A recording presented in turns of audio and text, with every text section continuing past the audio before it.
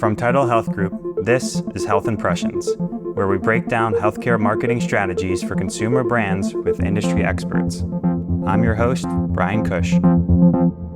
Rob, welcome to the show. It's so great to have you on. I've had the pleasure of knowing you a long time, and we've gotten a riff around where we're going to start with this. So it's really great to formally get you on. Thank you so much, Brian. I'm really excited to be here and talk about what's going on in the world of healthcare marketing. And I feel like that's almost the question to start with. You sit in an interesting seat, kind of literally in the work you do, but I would argue even just like the individual of who you are and how many people you know, this pulse of the market comment that I think about of like, where are you seeing the state of the industry? Yeah, great question. As we were joking earlier, just wind me up and let me go. So as a healthcare market researcher, I am asking questions constantly about what's going on in our world of healthcare marketing. And as we all know, in a good way and in a painful way, things are changing more rapidly than they ever have in the past, at least in my 40 years of doing this. AI is changing everything for us. We're seeing it in all of our research in terms of how people are searching and when they go to a hospital's website or when they don't go. And it's changing how we communicate. I do a lot of ad testing as part of my work. And, the big question is, what is authentic anymore? Is AI authentic? And so let's kind of talk about what I'm seeing with AI disrupting some different things that I think are going to be interesting and things that we have to adapt to. As I probably told you, we have a website pop-up survey that measures the visitor's website experience. One thing that we're starting to track that's interesting, we ask people how they would define themselves. What kind of visitor do they think they are? Like just visiting, I'm a potential patient, or I'm a current patient, things like that. Well, the just lookers, if you will, for the first time, it's declining. So what's happening is people are entering the website farther down the sales funnel. And I think that's directly attributable to AI. So we look at, let's talk about probably the biggest elephant in the room today is zero-click search. And so people are coming in, we're finding that the vast majority of people are actually getting a good answer with AI, so they don't feel they need to go any farther along and do a click. So that's changing the clicks versus impressions. And how are people getting to your website? I think that's one of the main reasons why people are coming into websites farther down the sales funnel. Over the past few years, I've been trying to tell clients, look, your websites are basically a patient journey, and they're not as good of a sales effort. You're not bringing in fresh new people to convince them to become a customer or a patient. And I think now that may not be their role anymore. People are learning about brands outside the website so that when they go to the website, they're kind of in a buying mode as opposed to a kind of a searching around mode. Like when you go on Amazon, you may just be in a search mode and you're not ready to buy. And that's kind of how we equate that in healthcare. So I think a big change for websites is, why are people coming and what got them to you? Is it clicks like it used to be? And I think that's changing because they're getting their answers, and they're also, if they want more information on a certain condition, or they're just as likely to go to, say, a WebMD or some social media to get those answers. So when they do come to the website, they're there more to do business. Now, why is that important for us? We are finding that in that middle of the sales funnel, when it's conversion time, or just like in Amazon, I'm going to put the product in the basket, or I'm going to go to cart and buy, is one of the areas where we're seeing a big weakness is in physician selection and choice. So that's typically the first point where a person becomes a customer, if you will. It's a translation point or transition point, and that's one of the hot spots on our survey that we're as a industry we're not doing well. So the first time someone wants to be a customer, we make it hard for them. And so I think as websites are looking for ways to improve. It's not necessarily trying to make it a better sales tool. It's make it a better conversion tool. When someone says, I want to be a customer, we should make it so easy for them. That's where Amazon puts most of its effort to make improvements, is in you hitting that, checkout button. God, there's so much interesting in there. I mean, just recency bias, because it was one of the last things you said. Like, let's start and give me a little more color around what you define by weakness in that choosing a physician interaction, because I can make a lot of assumptions in what that means from the user's perspective. Give me a little more color around Absolutely weakness. happy to. Yeah, absolutely. Yeah. So some of the things where we don't do a good job is we either make it hard for them to find the type of physician they want. I'll give you an example. I typically do this with a new client. I will go into their site and I will go in for a search, and I'll say I'm looking for a foot doctor. And often I'll get no replies. There's no physician meets that, because they want you to check. They want you to type in podiatrist. I know that seems kind of simple and rudimentary, but I'm still finding that problem in today's website. So it's things like that. First of all, we make it hard for them. We don't talk like they talk is still a challenge. So just words that we use are different than what they use. And now with AI, it's not about search words. It's about language and intent. AI is learning, what did Rob really mean when he said he's looking for a foot doctor? What does that mean? So searching is so much more conversational and not just making sure you get the right keywords. Keywords are really taking a back seat now with AI. And another thing is, when they come in, I get so many complaints, like in the verbatims, people saying, why do you show me physicians who aren't taking new patients, or they're not in my network? And then they'll give examples of other industries, and this is important for us. They'll say, would a hotel ever show me a room that's not available? Or would an airline show me a seat that's not available on their flight? And the answer is no.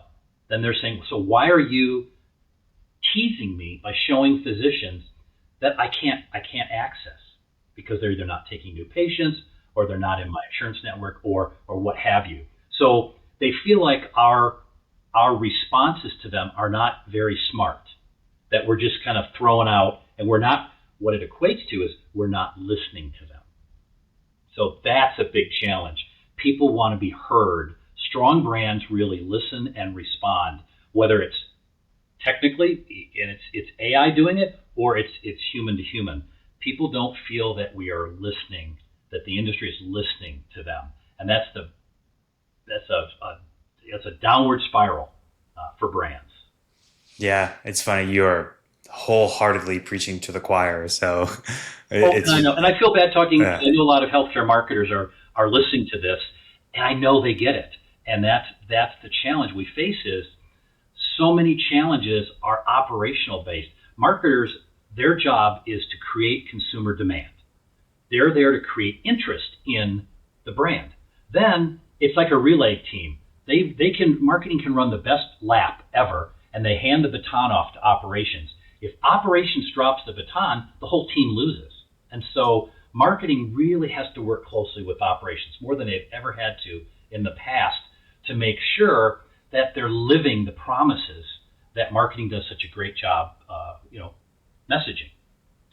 Yeah, the language piece we've been preaching for like 15 years, so that very much hits home of that, closing the gap between what the business of healthcare calls itself and the language of the consumer. And that's always the joke we make of like, did your patient walk in and say like, I have a vestibular stenosis? It's like, they're not aware of how you code and bill for your product. They just know what they're suffering from.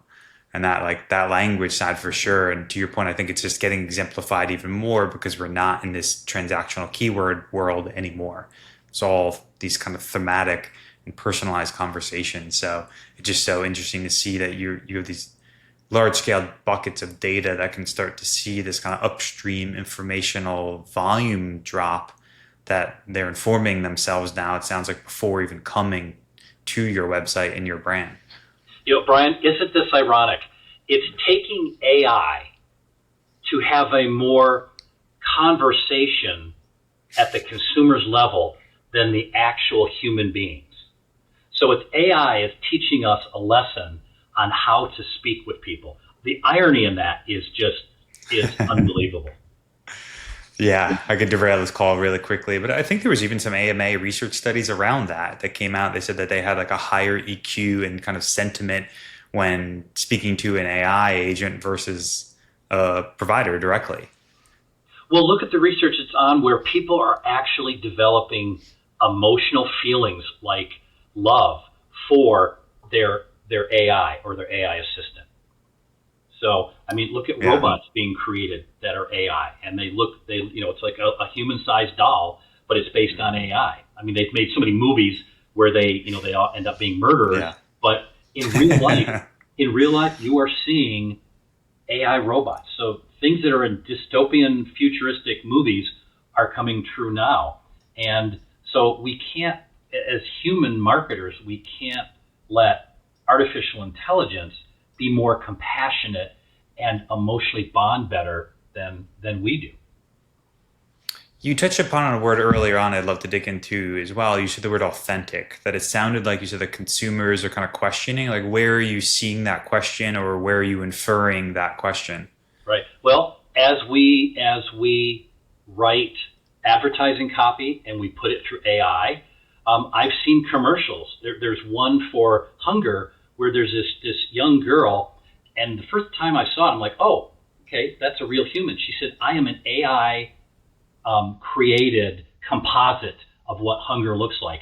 Turns out she wasn't real. And so now granted, they were being honest with it and say they were doing that purposely, so that's okay. But what happens, at what point does messaging lose its authenticity because people are like, oh, you didn't write that. That language is too perfect. In fact, I'll tell you, in our market research, one of our tools to spot fraud, like bots coming through, is we have AI that's able to sense that the language used in a verbatim is too perfect, that people don't speak that way. When you have verbatims in a market research study, people use, they'll short, like doctor, they'll go DR, they make spelling errors, punctuation is terrible, grammar is terrible. So when we get a verbatim that is just written in a particular style and it's grammatically and spelling-wise perfect, we flag that as that may not be a human. So we're using AI to catch AI because it's not authentic, because it's too perfect. Humans are not perfect. And so in our marketing efforts, how far is too far before we lose the real human flawed? Being flawed is authentic.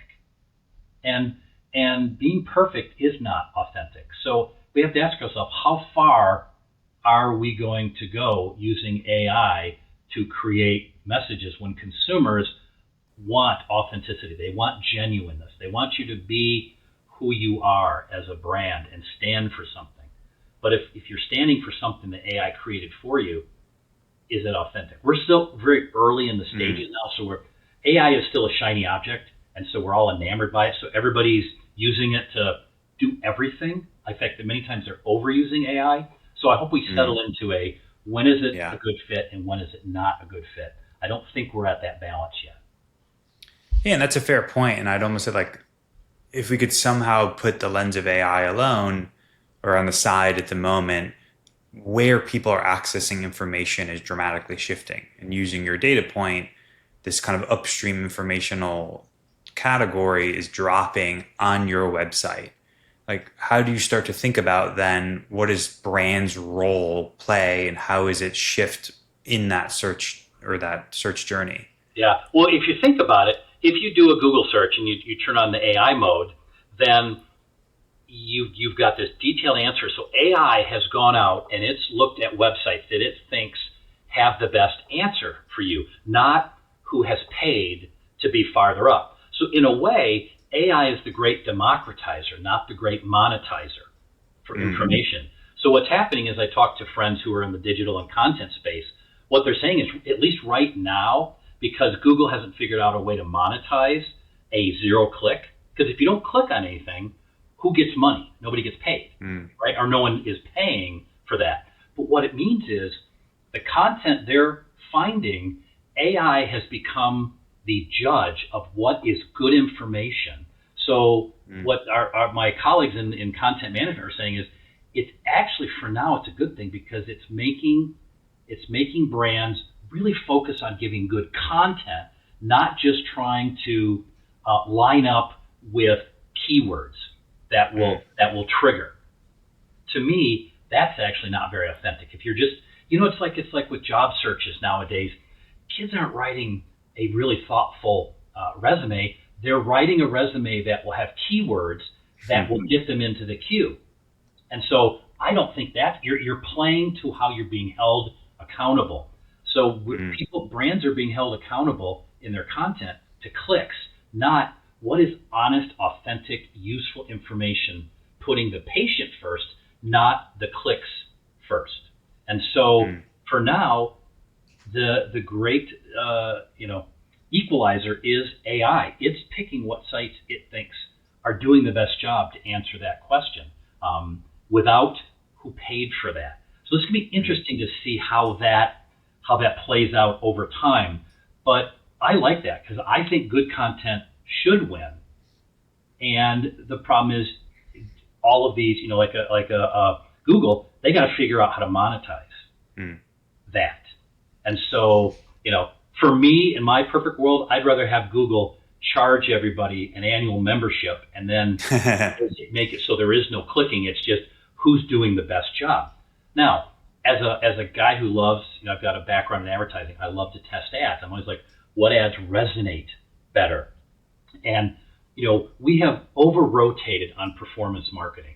I am a big fan when you look at brand building advertising and then performance marketing. Brand building is a long-term playing chess, thinking several moves out. You're building a connection emotionally with people so that they have an affective affinity for you, whether they've used you or not.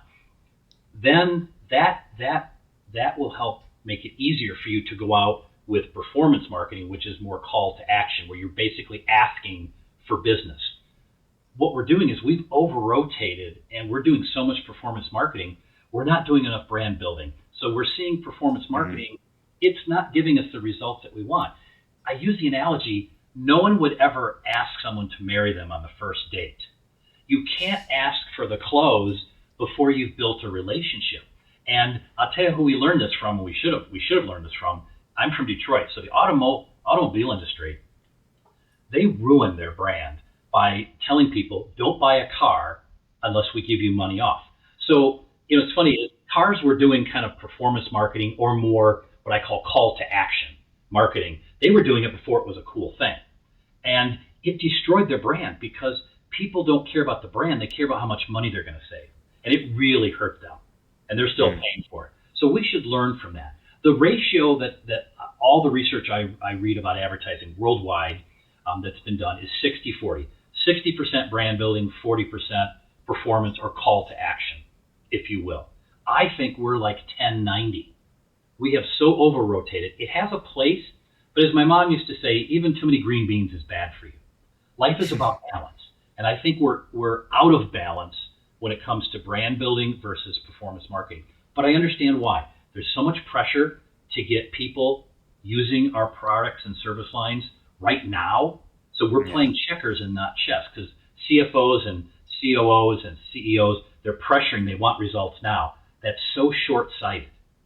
And then we wonder why we're not getting the type of response that we want. Now we enter in AI, and what's going to happen is clicks are they really going to be valuable anymore? Because what are they going to look like? Where are people going to click?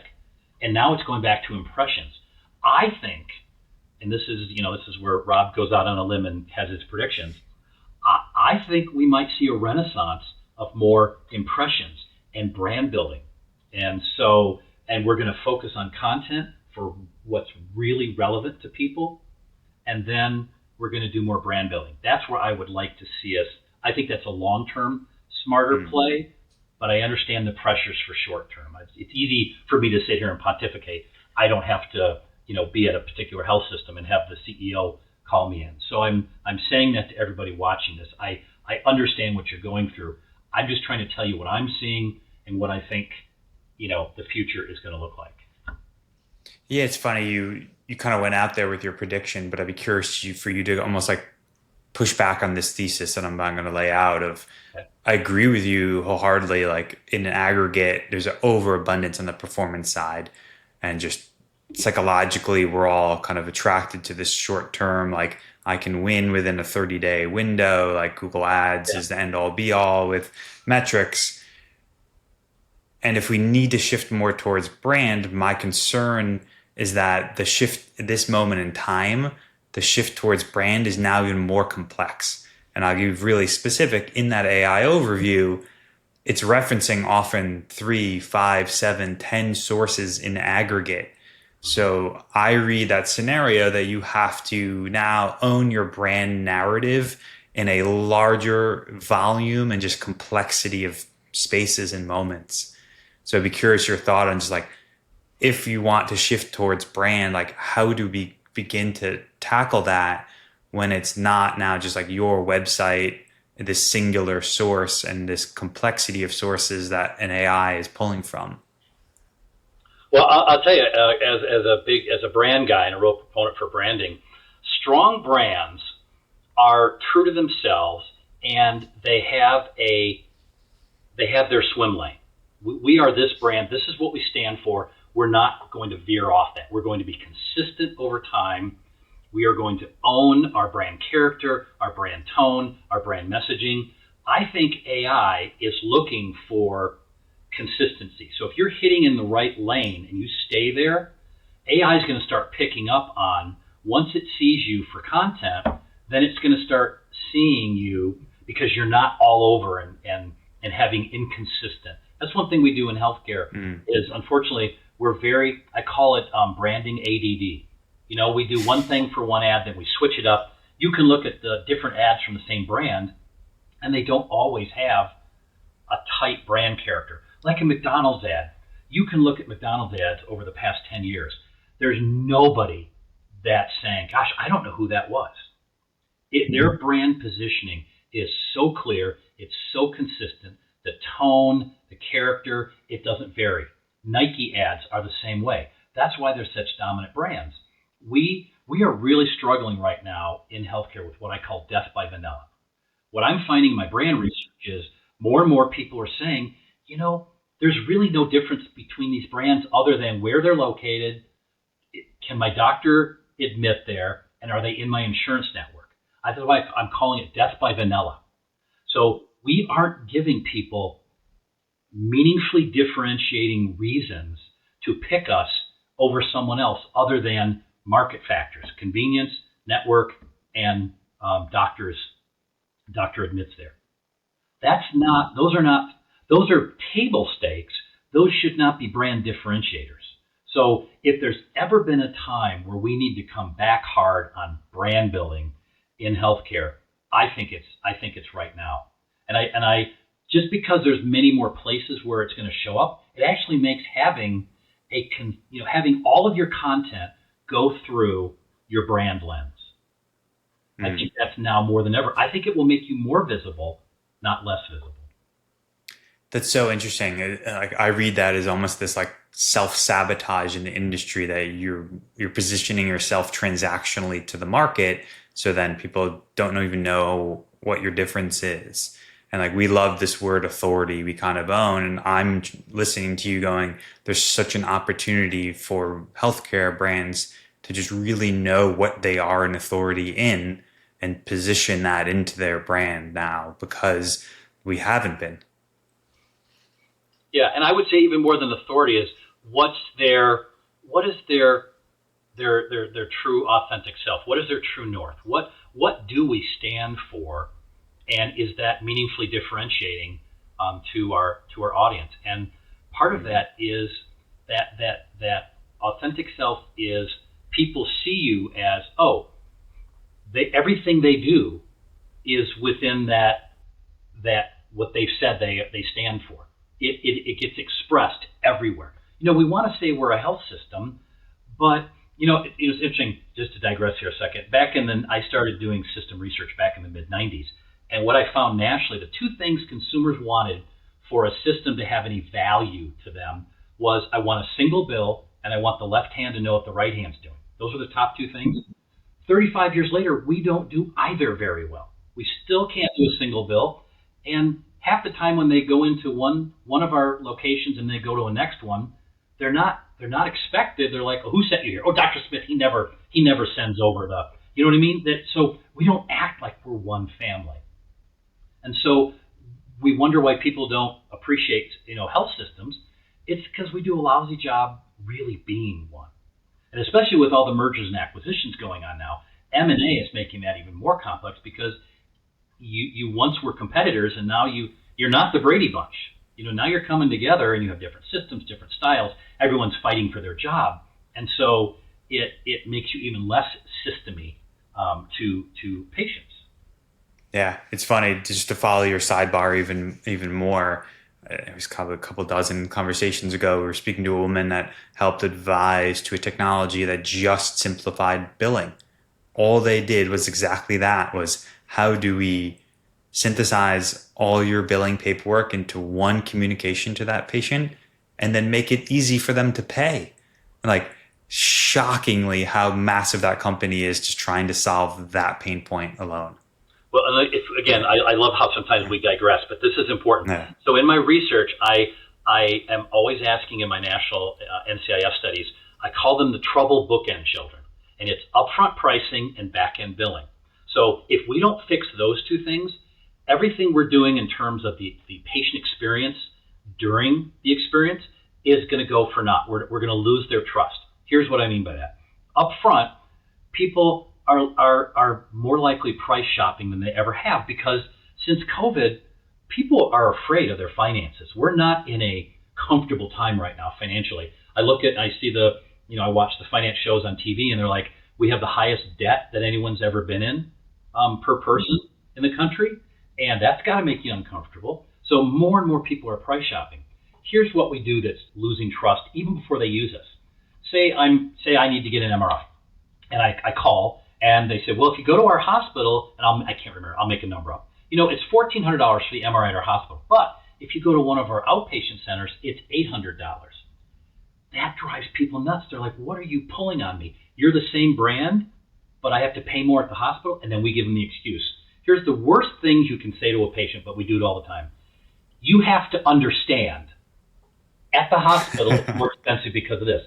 Consumers are like, no, I don't need to understand. You need to understand I can go somewhere else. And so we are making excuses for our crazy ways we do things. So you're losing their trust before they use you. Then they use you. It could be a great experience on the back end. Now with billing, all my research shows people want a single bill because they know that you have other people you have to pay that may not be part of the system. But what they're saying is, I'm sick and tired of being your accounting department. You figure out how to pay those people and send me one bill. And if I don't get the bill within 1 month of service, I shouldn't have to pay it. How's that for the new consumer? I think I did a focus group a few years ago. I'll never forget this lady, and I don't need to do any more research on the subject other than what she said in a focus group. She's sitting to my right. She's waxing poetic about how wonderful the experience was, because we were doing some journey mapping. She was telling us, walking us through how everything was perfect at this health system. I can tell they're smiling behind the glass. They're happy as can be. Then all of a sudden her tone changes, and she looks at me and she says, and then I got the bill. And I'm like, uh-oh, here it comes. She says, I had my experience in the spring. I thought I got all my bills. I paid them all. Then come fall, I'm doing my family budget, and I put money aside for our family vacation every year. She said, then I get this bill out of the blue from this system, and I investigate it, and I find it was for this springtime, experience. And I look, I call, and I find out I really do owe it, but I had no idea. I thought I had paid everything off. So she said, I had to pay the bill because I don't want to, not pay it. She said, and then I had to cancel my family vacation. Then she turns to me, she puts her finger right in my face, and she says, and now I hate them. I will never forget the look on her face of how angry, and putting her finger in my face when I don't work there, but she was so angry, it ruined her whole experience. So if we don't figure out the trouble bookend children, we're never going to really regain people's trust because they think we're pulling a fast one on them. And what's the worst thing you can do to a person is go after their wallet. Yeah, I'd be curious. You're bumping into, to me, reputation. And I'd be curious, you could take this door in a couple of different ways, but to me, historically, the majority of bad reviews have been around administrative and billing problems. Yep. Right? That is, to me, the bookend. I'd be curious, has your view on reputation, how to approach it, its value been evolving? No, it's reputation and brand are two different things.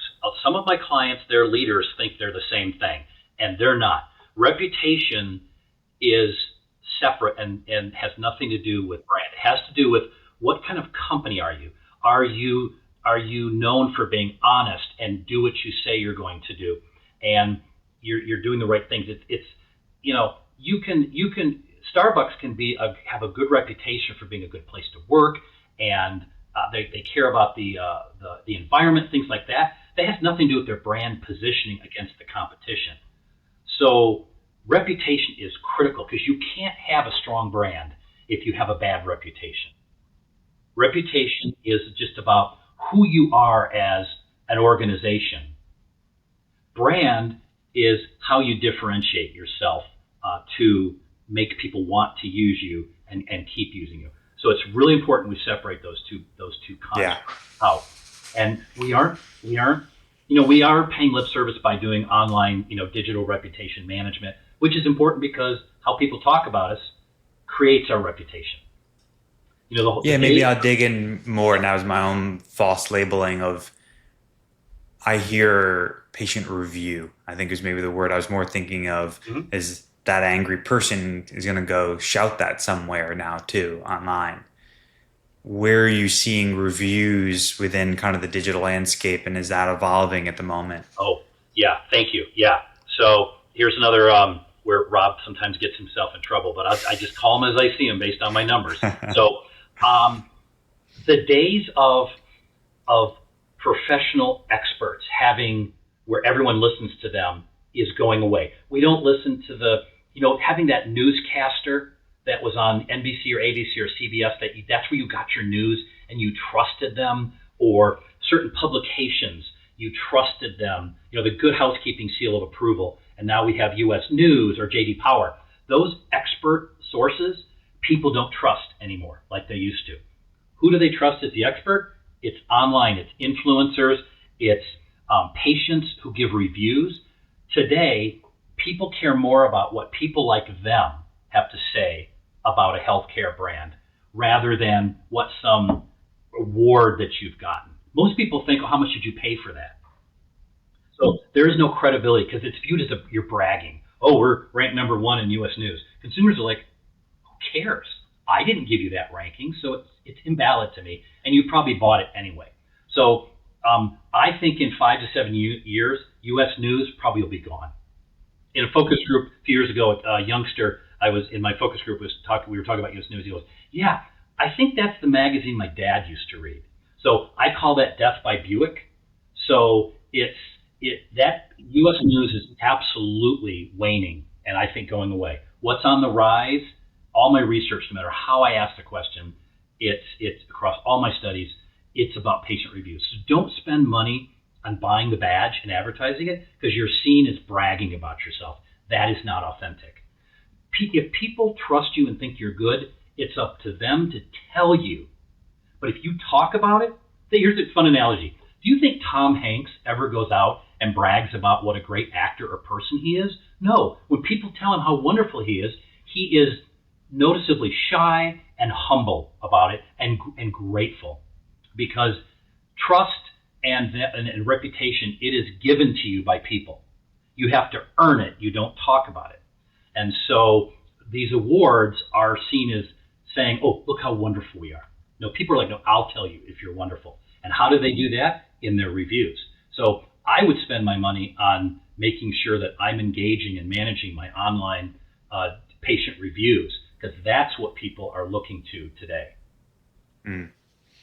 Loving Tom Hanks seems like such an appropriate place to end, but I always love like we had so much we could have talked about. Is there anything just like bursting at the top of Rob's mind that we should still cover or that you want to talk about? I'm I'm I'm I'm looking at my notes to see if maybe I have. One last thing about targeting with Gen Z. So I'm also studying this. People, brands have to love people before people love brands. And so many of our clients, they're targeting older people who are more likely having more serious situations. But we're missing the fact that the battle for market share growth is going to happen at the top of the sales funnel. We are so focused on fixing people when they're sick and injured and it's serious that we aren't walking with them when they're healthy. And especially Gen Z, fortunately, their sick days are maybe ahead of them. They're mostly just bumps and bruises. They need primary care. The vast majority of Americans, fortunately, are basically healthy and they need primary routine type care.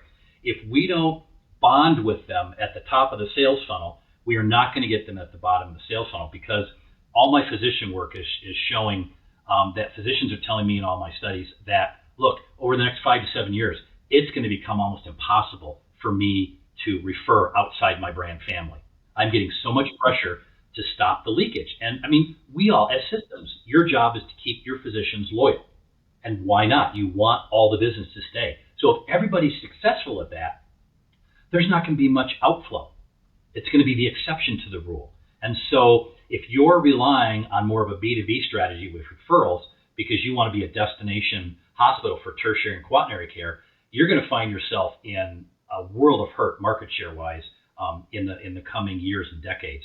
So we have got to focus on owning that top of the sales funnel. That's absolutely key to growth. And where do you do that? You start when they're young, because you have to invest in people before they invest in you. If I can leave you with one example on that should really hit home with people. Back in the early 80s, I was in banking before I got into healthcare. One of my first, as a researcher, one of my jobs was we were going to do this new seniors financial package that we wanted to market to seniors. So I did a bunch of focus groups. I'll never forget this. I say elderly lady. Gosh, she's probably my age now. I'm now her. But she said, "Look, when I was young and poor, your bank wanted nothing to do with me. Now that I'm old and rich, you want my money? Forget about it." I'll never forget that. 45 years later, that lady's explanation of, "You didn't invest in me, why should I invest in you?" We have to heed those words today.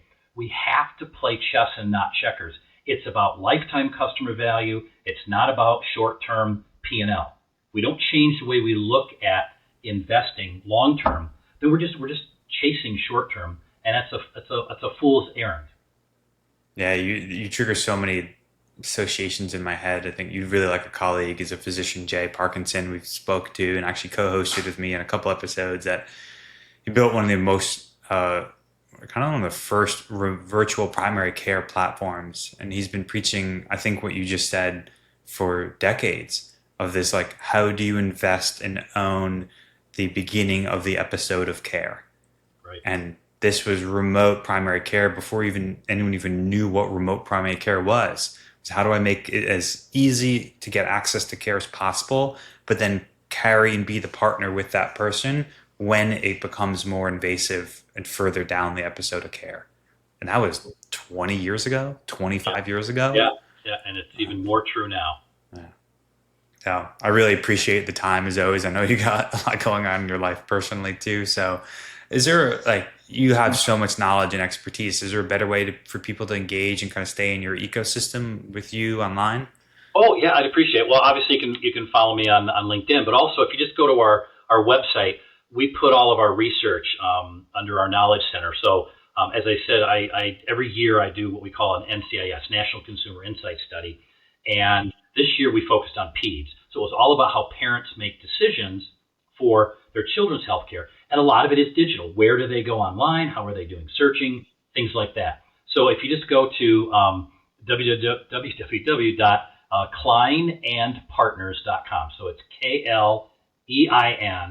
KLEINAND, partners, plural, like you can kind of see on the screen above my head, .com, and go under the Knowledge Center.